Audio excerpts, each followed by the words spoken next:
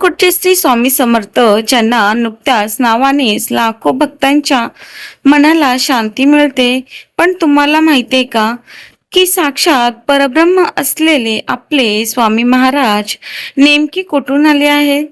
त्यांनी स्वतः आपल्या उगमाबद्दल काय सांगितले होते? आजच्या व्हिडिओमध्ये आपण स्वामींच्या प्रकट होण्याची संपूर्ण आणि अद्भुत कथा पाहणार आहोत. नमस्कार मित्रांनो, आपल्या या यूट्यूब चॅनलमध्ये तुमचे सगळ्यांचे मनापासून स्वागत. व्हिडिओला सुरुवात करण्यापूर्वी कमेंटमध्ये श्री स्वामी समर्थ लिहायला विसरू नका. चला तर मग आपण जाणून घेऊया स्वामींच्या प्रकट होण्याचे रहस्य.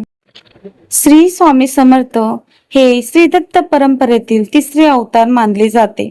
श्री नृसिंह सरस्वती हे जेव्हा गुप्त झाले तेव्हा ते तपस्या करण्यासाठी श्रीशैल जवळ करंदळी वनात गेले. तिथे त्यांना तब्बल 300 वर्ष कठोर तपस्या केली.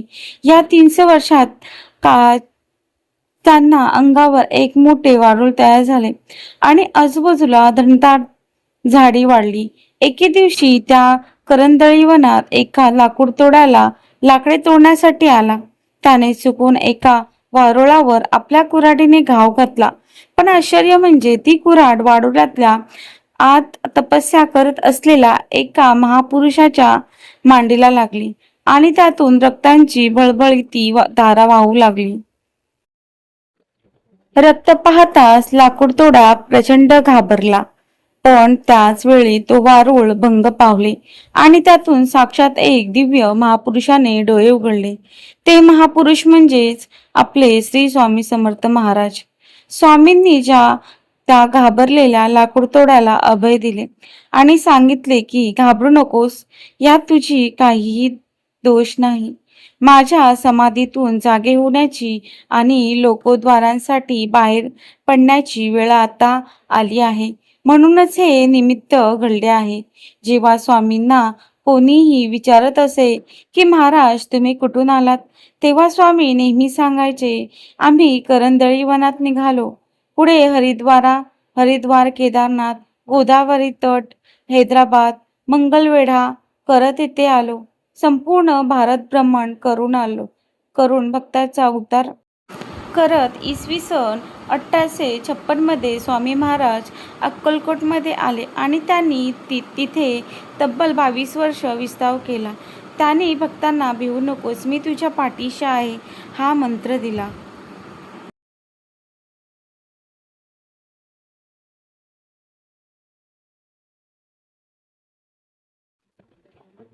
मित्रांनो, स्वामी हे साक्षात परब्रह्म आहेत.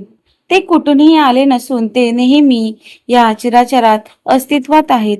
फक्त भक्तांच्या कल्याणासाठी त्यांना करंदळी वनातून मानवी रूपात प्रगटीकरण केले. तुम्हालाही स्वामींच्या प्रकट होण्याची कथा कशी वाटली? कमेंट करून नक्की सांगा. जर तुम्हाला ही माहिती आवडली असेल तर व्हिडिओला लाईक करा, शेअर करा आणि आपल्या चॅनलला सबस्क्राईब करा. अनंत कोटी ब्रह्मांड नायक राजाधिराज योगीराज परब्रह्म श्री सच्चिदानंद सद्गुरु श्री स्वामी समर्थ महाराज की जय.